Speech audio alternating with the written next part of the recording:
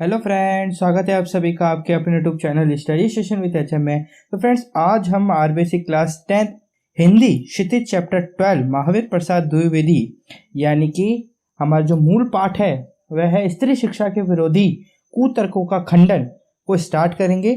यदि आपको हमारा वीडियो अच्छा लगे तो प्लीज़ वीडियो को लाइक करें, चैनल को सब्सक्राइब करें, सब्सक्राइब करके बेल आइकन को जरूर दबाएं ताकि प्रत्येक वीडियो की नोटिफिकेशन आपको मिल सके। अभी आपके टाइम टेबल भी घोषित कर दिया गया है, तो मैं एसएसटी के इम्पोर्टेंट क्वेश्चन भी डालूंगा, इसलिए सब्सक्राइब जरूर कर लेना चैनल को, ठीक है। तो चलिए, महावीर प्रसाद द्विवेदी, इनका जन्म हुआ था 1864 ईस्वी में और मृत्यु हुई इनकी कब?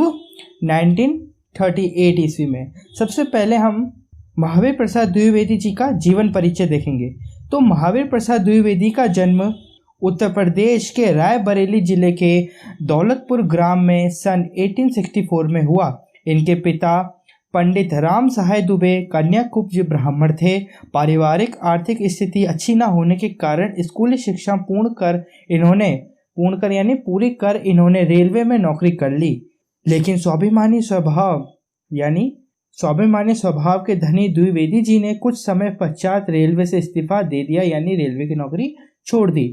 आप सन 1903 से 1920 तक सरस्वती पत्रिका के संपादन से जुड़े रहे। सन 1938 ईस्वी में महावीर प्रसाद द्विवेदी का निधन हो गया। महावीर प्रसाद द्विवेदी प्रखर व्यक्तित्व एवं बहुमुखी प्रतिभा के धनी साहित्यकार थे। द्विवेदी कवि, समालोचक, निबंधकार, संपादक, भाषा वैज्ञानिक, इतिहासकार, अर्थशास्त्री आदि विविध रूपों में उभरकर सामने आए। तभी यहाँ पर महावीर प्रसाद द्विवेदी प्रखर व्यक्तित्व एवं बहुमुखी प्रतिभा की धनी साहित्यकार थे। ये लाइन इसलिए लिखी गई क्योंकि अगली लाइन में इसका सार है। अगली लाइन क्या कहती है कि द्विवेदी जी कवि, समालोचक, निबंधकार, संपादक, भाषा वैज्ञानिक, इतिहासकार, अर्थशास्त्री आदि विविध रूपों में उभरकर सामने आए। इतने सारे गुण जब होते हैं ना, तो इन सभी, जब बहुत सारे इंसान के गुण हो जाते हैं ना, तो उसको एक वर्ड से नवाजा जाता है। वो वर्ड होता है बहुमुखी। क्या होता है? बहुमुखी, जो हर एक क्षेत्र में पक्का हो। तो आगे चलते हैं। आपने 1903 से 1920 तक सरस्वती के संपादन रहते हुए हिंदी व्याकरण एवं वर्तनी के नियम स्थिर करके हिंदी गद्य की भाषा का परिष्कार किया, यानी उसको उत्पन्न किया अच्छी तरीके से। द्विवेदी जी ने अपने समकालीन कवियों एवं लेखकों का साहित्य रचना में मार्गदर्शन किया। इसी कारण आधुनिक हिंदी साहित्य के द्वितीय उत्थान यानी सुधार काल को महावीर प्रसाद द्विवेदी के नाम पर द्विवेदी युग भी कहा जाता है। इनके प्रयासों से ही खड़ी बोली काव्य की भाषा के रूप में प्रतिष्ठित हुई। द्विवेदी जी ने भारतीय जातीय परंपरा का समालोचन दृष्टि से गहन अध्ययन किया। समालोचन यानी एक ही, समालोचन यानी समान दृष्टि से गहन अध्ययन किया एवं प्रासंगिक एवं विवेक सम्मत परंपरा का समर्थन तथा रूढ़ियों का विरोध किया। इनके लेखन में सरलता, सुबोधता, परिनिष्ठता के गुण झलकते हैं। रचना ये गुण है, ठीक है ना। रचनाएं आप देखें, मौलिक रचनाएं इनकी काव्य मंजूषा, सुमन, अबला विलाप, कान्यकुब्ज, कविता कलाप, काव्य हैं, अद्भुत अलाप, संपत्ति शास्त्र, महिला मोद, रसंगे रंजन, साहित्य सीकर जो कि गद्य है। अनुदित रचनाएं देखें, विनय विनोद, स्नेहमाला, ऋतु तरंगिनी जो कि पद्य है, भामिनी विलास, रघुवंश, वेणी सहार, बेकन विचार, रत्नावली, स्वाधीनता गद्य है, ठीक है। अब अपन पाठ परिचय के विषय में जानते हैं कि पाठ परिचय क्या कहता है, कि पाठ में हमें क्या क्या पढ़ना है। प्रस्तुत निबंध द्विवेदी जी के महिला मोद शीर्षक निबंध संग्रह से लिया गया है। यह निबंध प्रथम बार सितंबर 1914 को सरस्वती पत्रिका में पढ़े लिखों का पांडित्य शीर्षक से प्रकाशित हुआ था, ठीक है ना। 21वीं शताब्दी में स्त्री शिक्षा, विज्ञान, सरकारी सेवा, निजी क्षेत्र, व्यापार एवं वाणिज्य सहित सभी क्षेत्रों में पुरुष के कंधे से कंधा मिलाकर समाज निर्माण एवं विकास में अपना योगदान दे रही है। कौन? स्त्री। 21वीं शताब्दी में, ठीक है ना। प्रत्येक क्षेत्र में पुरुष के साथ कंधे से कंधा मिलाकर यानी समानता की भागीदारी स्पष्ट कर रही है। कौन? स्त्री। लेकिन इस स्थिति में पहुंचने के लिए स्त्री शिक्षा के पक्षधर सुधारकों को पुरुष प्रधान एवं रूढ़िवादी समाज से कड़ा संघर्ष करना पड़ा। लेकिन ये जो स्थिति है ना सहभागिता की, ये स्थिति तक पहुंचने के लिए जो स्त्री शिक्षा के पक्ष में थे ना, जो स्त्री शिक्षा को महत्व देते थे कि स्त्रियों को पढ़ाना चाहिए, उसके जो पक्ष में थे उनको बहुत ही कठिन संघर्ष करना पड़ा। किनसे संघर्ष करना पड़ा? पुरुष प्रधान व्यक्तियों से और रूढ़िवादी समाज से। पुरुष प्रधान व्यक्तियों से और रूढ़िवादी समाज से। प्रस्तुत निबंध स्त्री शिक्षा को समाज एवं परिवार के विघटन यानी टूटने, खंडन एवं पतन के लिए यानी नष्ट के लिए जिम्मेदार ठहराने वाली दकियानूसी सोच को आकट्टे तर्कों द्वारा, जिनको काटा नहीं जा सकता, ऐसे तर्कों द्वारा या किसी को ऐसे वाक्य जिन्हें छेदा नहीं जा सकता, तर्कों द्वारा सिरे से खारिज करता है यानी नष्ट करता है। साथ ही इसमें इन दकियानूसी एवं अप्रासंगिक, जिनका कोई प्रसंग नहीं है, परंपराओं के अंधानुकरण के बजाय विवेक सम्मत यानी बुद्धि एवं तर्कपूर्ण यानी स्टेटमेंट परंपराओं को ही ग्रहण करने की बात कही गई है। इसकी भाषा शैली यानी निबंध की भाषा शैली हिंदी के द्विवेदी युगिन गंधेय की एक बानगी प्रस्तुत करती है। अब देखिए स्त्री शिक्षा के विरोधी कुतर्कों का खंडन। स्त्री शिक्षा के जो विरोधी हैं उनके जो कुतर्क हैं, जो विरोधियों के कुतर्क हैं, उनके खंडन कर रहा है कौन? कवि। तो देखिए बड़े शौक की बात है, आजकल भी ऐसे लोग विद्यमान यानी मौजूद है, जो स्त्रियों को पढ़ाना उनके और गृह सुख के नाश का कारण समझते हैं। स्त्रियों को पढ़ाना यानी गृह सुख का नाश, यानी गृह में सुख शांति चली जाना। और लोग भी ऐसे वैसे नहीं है, ये जो लोग स्त्री शिक्षा को पढ़ाने से मना करते हैं, स्त्रियों को पढ़ाने से मना करते हैं, ये लोग ऐसे वैसे भी नहीं है। ये देखिए सुशिक्षित लोग, ऐसे लोग जिन्होंने बड़े बड़े स्कूलों और शायद कॉलेजों में भी शिक्षा पाई है, जो धर्मशास्त्र और संस्कृत के ग्रंथ साहित्य से परिचय रखते हैं और जिनका पेशा कुशिक्षितों को सुशिक्षित करना, कुमार्गगामियों को सुमार्गगामी बनाना और अधार्मिकों को धर्मत्व समझाना है। ये लोग कैसे हैं? ये लोग ऐसे हैं जो उच्च शिक्षा प्राप्त किए हुए हैं और दूसरों को शिक्षा भी प्राप्त करवाते हैं। जो अनपढ़ हैं उनको पढ़ना सिखाते हैं। ऐसे लोग स्त्री शिक्षा के विरोधी हैं। तो ऐसे लोगों की क्या दलीलें हैं उनको सुनते हैं।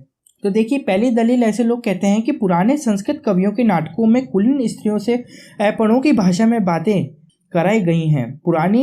पुराने संस्कृत कवियों के नाटकों में कुलीन स्त्रियों से अनपढ़ों की भाषा में बातें कराई गई हैं। कुलीन स्त्रियां कौन सी होती है? कुलीन मतलब क्या होता है? यहाँ ऊंचे कुल की जो स्त्रियां हैं ना, उनसे अनपढ़ों की भाषा में बात कराई गई है। कहाँ पर? पुराने संस्कृत कवियों नाटकों में। इससे प्रमाणित है कि इस देश में स्त्रियों को पढ़ाने की चाल न थी। इससे ये क्या प्रमाणित कर रहे हैं कि इस जो देश है ना, भारत देश, इसके अंदर स्त्रियों को पढ़ाने की कोई व्यवस्था नहीं थी। होती तो इतिहास प्रणाली में उनको पढ़ाने की नियमबद्ध यानी नियमों से युक्त प्रणाली जरूर लिखी मिलती। यदि होती तो इतिहास में प्रणाली में उनको पढ़ाने की नियमबद्ध यानी नियमों से युक्त प्रणाली जरूर लिखी मिलती। और दूसरा ये तर्क कहते हैं स्त्रियों को पढ़ाने से अनर्थ होते हैं। स्त्रियों को पढ़ाने से अनर्थ यानी हानि होती है। शकुंतला इतना कम पढ़ी थी कि गंवारों की भाषा में मुश्किल से एक छोटा सा श्लोक वह लिख सकती थी। 30 पर भी उसकी इस इतनी कम शिक्षा ने भी अनर्थ कर डाला। शकुंतला ने जो कटु यानी जो कड़वे वाक्य दुष्यंत को कहे, वह इस पढ़ाई का ही दुष्परिणाम था। तो यहाँ पर यह शकुंतला और दुष्यंत की कोई कहानी है, उस पर कवि जो विरोधी हैं ये प्रकाश डालते हुए कहते हैं कि शकुंतला गंवारों की भाषा पढ़ी हुई थी, गंवारों की भाषा में मुश्किल से 1-2 श्लोक लिख सकती थी। उसमें भी उसने जो दुष्यंत था उसको इतने कटु वाक्य कहे यानी इतने कड़वे वाक्य कहे कि उसका इतना दुष्परिणाम हुआ कि लड़ाई छिड़ गई। ठीक है ना। यदि वह नहीं पढ़ी होती तो ऐसा नहीं होता। ऐसा कहते हैं कौन? विरोधी। असलियत अभी आगे पता चलेगी कि क्या कहानी थी। देखिए जिस भाषा में शकुंतला ने श्लोक रचा था वह अनपढ़ों की भाषा थी। अतएव नागरिकों की भाषा की बात तो दूर रही। अतएव नागरिकों की भाषा की यानी जनसाधारण की भाषा यानी जो लोग बोलते थे उस समय जो भाषा लोग बोलते थे वो तो दूर रही, वह भाषा तो दूर रही। अनपढ़ गंवारों की भी भाषा पढ़ाना स्त्रियों को बर्बाद करना है।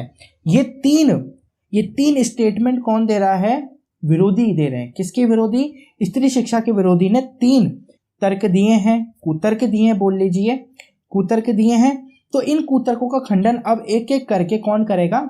कवि करेगा। तो देखिए स्पष्टता से समझते हैं कि किस प्रकार से महादेवी जो महावीर प्रसाद द्विवेदी जी हैं वो किस प्रकार से इनका खंडन करते हैं। देखिए, इस तरह की दलीलों का सबसे अधिक प्रभावशाली उत्तर उपेक्षा ही है। इस तरह की दलीलों का सबसे अधिक प्रभावशाली उत्तर क्या है? उपेक्षा। उपेक्षा यानी ध्यान न देना। किस पर ध्यान न देना? स्त्री शिक्षा पे। तथापि फिर भी हम 2-4 बातें लिखे देते हैं। फिर भी कवि कह रहे हैं हम 2-4 बातें इनके ऊपर लिख ही देते हैं। नाटकों में स्त्रियों का प्राकृत बोलना उनके अनपढ़ होने का प्रमाण नहीं। सबसे पहली बात तो ये समझ लेती है कि नाटकों में स्त्रियों का प्राकृत बोलना उनके अनपढ़ होने का प्रमाण नहीं। प्राकृत एक प्राचीन भाषा है, ठीक है ना। अधिक से अधिक इतना ही कहा जा सकता है कि वे संस्कृत ना बोल सकती थी। अधिक से अधिक इतना ही कहा जा सकता है कि वे संस्कृत ना बोल सकती थी। कौन? उस समय की स्त्रियां। देखिए, स्टार्टिंग में हमने जो पहला स्टेटमेंट जो था विरोधियों का, वो क्या था? पुराने संस्कृत कवियों के नाटकों में कुलीन स्त्रियों से अनपढ़ों की भाषा में बातें कराई गई हैं। तो इसका खंडन करते हुए कवि कहते हैं कि नाटकों में स्त्रियों का प्राकृत बोलना यानी एक प्राचीन भाषा बोलना उनके अनपढ़ होने का प्रमाण नहीं है। अधिक से अधिक इतना ही कहा जा सकता है कि वह संस्कृत ना बोल सकती थी। संस्कृत ना बोल सकना ना अनपढ़ होने का सबूत है और न ही गंवार होने का। अच्छा, तो उत्तरा रामचरित्र में ऋषियों की वेदांतवादिनी पत्नियां कौन सी भाषा बोलती थी? यहाँ पर कवि पूछ रहा है उनको, जो विरोधी हैं उनसे पूछ रहा है, अच्छा तो उत्तर रामचरित्र में ऋषियों की जो पत्नियां थीं, जो कि वेदांतवादिनी पत्नियां जो थीं, वो कौन सी भाषा बोलती थी? उनकी संस्कृत क्या कोई गंवारी संस्कृत थी? बहुभूति और कालिदास आदि के नाटक जिस जमाने के हैं, बहुभूति और कालिदास आदि के नाटक जिस जमाने के हैं, उस जमाने में शिक्षितों का समस्त समुदाय यानी समूह संस्कृत ही बोलता था। इसका प्रमाण पहले कोई दे ले, तब प्राकृत बोलने वाली स्त्रियों को अनपढ़ बताने का साहस करे। पहले हमारे को ये बता दो कि जिस समय बहुभूति और कालिदास ये जो कवि हैं, इनके जो नाटक जिस समय चलते थे, उस समय जो शिक्षितों का जो समूह था ना, वो संस्कृत बोलता था। इसका प्रमाण हमें पहले दे दो, तो हम मान लेंगे कि क्या मान लेंगे कि जो स्त्रियां थी वो अनपढ़ थी, ठीक है ना, कि अनपढ़ों की भाषा बोलती थी। इस पर भी हम विचार कर लेंगे। पहले हमारे को ये बता दो कि उस जमाने में क्या जो शिक्षितों का समूह था ना, वो सब जो पूरा समूह था वह संस्कृत बोलता था कि नहीं? इसका क्या सबूत है? इसका क्या सबूत कि उस जमाने में बोलचाल की भाषा प्राकृत ना थी? इसका क्या सबूत कि उस जमाने में बोलचाल की भाषा प्राकृत ना थी? सबूत तो प्राकृत के चलन के ही मिलते हैं। वैसे सबूत तो हमें प्राकृत के चलन के ही मिलते हैं कि प्राकृत ही चलती थी। प्राकृत थी उस समय की प्रचलित भाषा ना होती तो बौद्धों तथा जैनों के हजारों ग्रंथ उसमें क्यों लिखे जाते और भगवान शाक्य मुनि तथा उनके चेले प्राकृत ही में क्यों उपदेश देते? बौद्धों के त्रिपिटक ग्रंथ की रचना प्राकृत में किए जाने का एकमात्र कारण यही है कि उस जमाने में प्राकृत ही सर्वसाधारण यानी आम जनता की भाषा थी। अतएव प्राकृत बोलना और लिखना अनपढ़ होना और अशिक्षित होने का चिन्ह नहीं। जिन पंडितों ने गाथा सप्तशती, सेतुबंध महाकाव्य और कुमारपाल चरित्र आदि ग्रंथ प्राकृत में बनाए हैं, वह यदि अनपढ़ और गंवार थे तो ये हिंदी के प्रसिद्ध से भी प्रसिद्ध अखबार का संपादक इस जमाने में अनपढ़ और गंवार कहा जा सकता है, क्योंकि वह अपने जमाने की प्रचलित भाषा में अखबार लिखता है। क्योंकि उस जमाने के जो कवि थे, देखिए जो जनसाधारण की जो भाषा होगी उसी में यदि जब हम क्या करेंगे कुछ लिखेंगे तभी उसको वो सब लोग पढ़ पाएंगे। नहीं तो यदि हम चल रही है जैसे इंडिया में अभी सबसे ज़्यादा बोले जाने और लिखे जाने वाली भाषा कौन सी है? हिंदी है। तो हिंदी में ना कर हम सभी चीज़ें जो हमारे घरों में न्यूज़पेपर आते हैं, हमारी जो बुकें हैं, उन सबको यदि इंग्लिश में कर दें तो मान के चलिए, और हमारे बोलने चालने की भाषा को भी हम ऐसी कर दें कि इंग्लिश में बोलें तो किसी के भी कुछ भी समझ में नहीं आएगा। जो हम समझाना चाहते हैं वो किसी के समझ में नहीं आएगा। इसलिए कवि यहाँ कह रहे हैं कि रुख मोड़िए और समझिए कि उस समय जो बोलचाल की भाषा थी वह प्राकृत थी, और प्राकृत थी इसका प्रमाण हम दे रहे हैं क्योंकि उस समय जो जितने भी ग्रंथ लिखे गए, चाहे वो बौद्ध के हों चाहे वे जैन के हों, वह सभी किस में लिखे गए थे?